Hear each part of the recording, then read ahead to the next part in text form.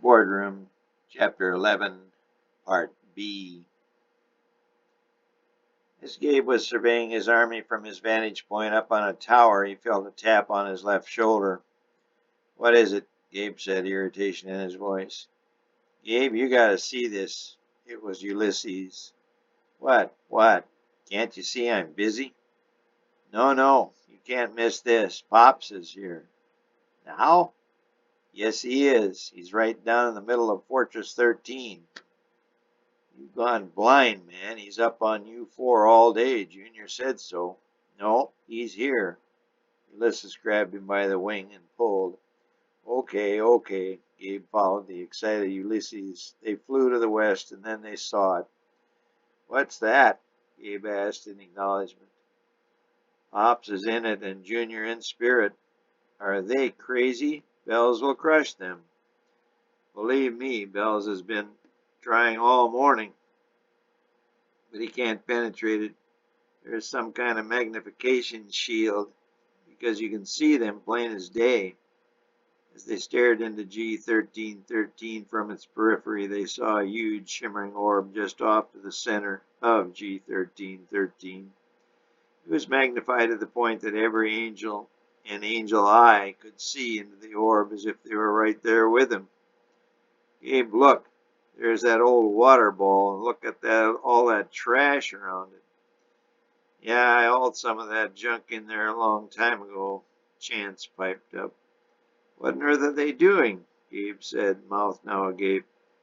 "It's suicide," Ulysses said. "Looky there," Jen said. They all stared in amazement.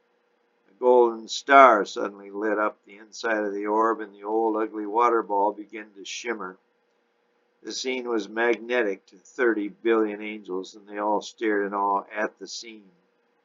Suddenly they saw, and magically so, a dozen much smaller orbs circling the new formed star. They had all seen Pop's create, but this was different. It was such a small creation, and so delicate and fantastically beautiful. "Look there, what's that?" Tara cried out. She clapped her hand over her mouth, but no one cared. They were all focused intently on the creation scene in the orb. Little fireballs were now circling in the orderly fashion around the new golden star. The scene now shifted and the magnification intensified. The focus was now on a little water ball. Spirit took the ball in her hand and enveloped it, and suddenly it shone brilliantly. She touched a point a ways from the little blue ball. It was thought by all to be a pile of rubble, but instantly it turned into the most beautiful orb any of them had ever seen. "A buddy of mine said he was on U4 once and saw something like this," Gabe said. "Shh!" Genya said. Interestingly, they could hear no sounds coming from the orb, but soon symphonic music emanated from the orb, and then a voice. "Please enjoy. We'll be back tomorrow." Everybody seemed to stare at the brightly lit water ball until sleep or hunger overcame them all. For the next 4 days, Pops, Spirit, and Junior returned and spent the entire day building the creation. Pops pored over plans, and Junior did most of the work. When Junior had a new structure set up, Spirit would refine it and mold it and paint it until she had it perfect. Slowly, over 5 days' time, the little ball of water was transformed into the most spectacular sight any of them had ever seen. Each night Bells fired a few salvos at the glass shield surrounding the proceedings, but all fell harmlessly, inflicting no damage. Knapp and Ad considered the leading minds were sent to try and analyze the glass, but they couldn't identify it spectrographically or chemically when they took a sliver of the glass. The water ball, or earth, as Pops had told everyone, was a potpourri of all his creations, past and present, rolled into one. There was flora, fauna, and design none of them had ever seen. There was a huge garden just to the north of the equatorial line, which completely ringed the planet. It was called Eden, and they could all see Pop, Spirit, and Junior wandering about in it. There were animals and other creatures of all makes and models. No angel had ever seen a one of them. Even the hardcore were amazed. Many Western angels talked defection, but Bell's henchmen were everywhere in the ranks, and with the use of discussion and threats to angels themselves or their friends, defections were kept to a minimum. The big question now came up. Who would occupy such a grand and beautiful place? The answer came on day 6. Pops dug a 20-foot cylinder of clay from the ground next to the river. He stood it on end and began to form and carve.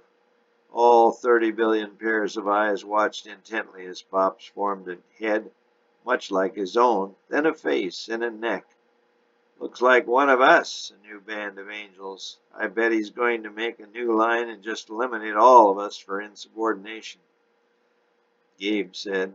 Spirit soon began to assist Pops by giving the clay figure long, dark, curly hair, deep brown eyes, and a prominent nose. Junior was forming arms and legs for the model. Pops was still working on the face.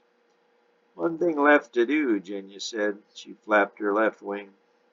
Just wait, Junior will probably do that, Dewey said. As they watched the clay model that was being formed before their eyes, it gradually neared completion. No wings. How will they get around? Ulysses said. Gotta have 'em, Gabe said. What's that thing between his legs? Junior said. Got me, Gabe said. Junior and Spirit stood and watched as Pop kept working on the face. He spent over an hour working meticulously. He gave it a nose exactly like his, deep-set eyes, and a strong, dimpled chin. The being's muscular physique was unlike any ever of them had ever seen. Looks just like Junior, Junior said, a dreamy tone to his voice. Sure does. All their eyes widened further as Pop stood, wiped his hands of clay in the stream, and then wiped the sweat from his brow. He then knelt down over the magnificent clay model he had created. He put his lips to the clay lips of the model and blew gently into the being's mouth. He then stood up, and the universe watched as the being slowly raised its head from the wet ground. Then opened its eyes. It blinked a few times as it stared up at its creator. Then slowly and stiffly at first the being sat up. Presently it stood, all the while staring into Pop's eyes, yet aware of its surroundings. Pops reached forward, took the being's hand in his, and said, so all could hear, Welcome to Earth, Adam.